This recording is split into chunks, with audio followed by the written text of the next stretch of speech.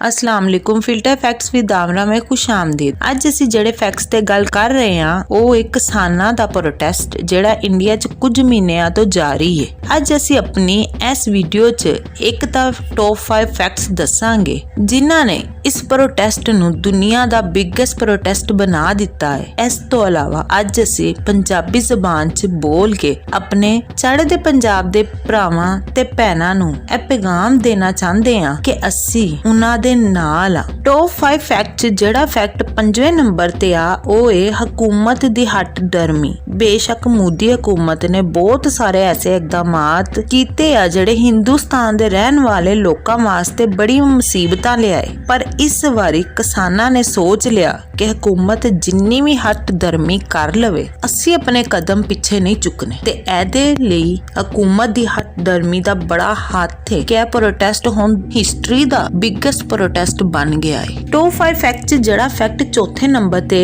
ਉਹ एक किसानां कोल ਇਹ आखिरी मौका है अपने लिए। हिंदुस्तान दा किसान अपना गुजारा मुश्किल करदा है। हिंदुस्तान च बहुत सारे किसान अपने हालातां तो तंग आके खुदकुशी कर लेंदे आ। इस वास्ते किसानां ने सोच लिया है कि जे हजे भी खड़े ना होए ते आने वाली नस्लों वास्ते चंगा नहीं होना। इस वास्ते साफ पता लगता है कि किसानां ने वापस नहीं मुड़ना इथों अपना हक ले बगैर। टॉप 5 फैक्ट जेड़ा फैक्ट तीजे नंबर ते ਉਹ पूरे हिंदुस्तान चो किसानां दी सपोर्ट। बेशक हिंदुस्तान दे हर तबके ने किसानां दी सपोर्ट कीती है सवाए उस गोदी मीडिया दे। उन्हां ने किसानां नूं बुरा भला आखण दा कोई मौका नहीं जान दिता ते हर जगह उन्हां नूं किते आतंकवादी किते कुछ आखदे रहे आ ते पूरी कोशिश उन्होंने की आ कि किसानां दा जेड़ा प्रोटेस्ट आ इहदे च कोई ना कोई गड़बड़ कीती जावे, पर वो इहदे च हजे तक कामयाब नहीं होए। टॉप 5 फैक्ट जेड़ा फैक्ट दूजे नंबर ते आ वो आ पूरी दुनिया चो किसानां दी सपोर्ट।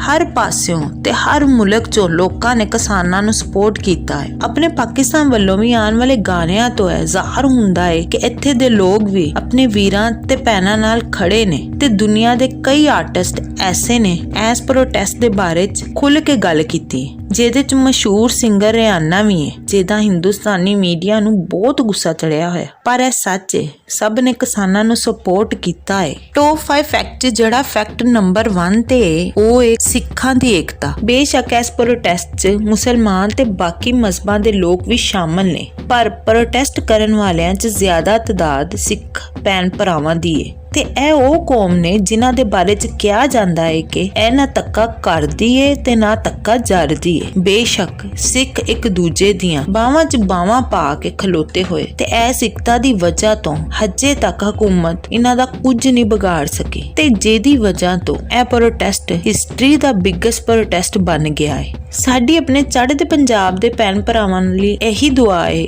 कि ਉਹ अपना हक लैके सही सलामत अपने घरां नूं वापस जाण। तुहानूं साडी ਇਹ वीडियो चंगी लगी होवे ते इनू लाइक करना ते साडे चैनल नूं सबसक्राइब करना।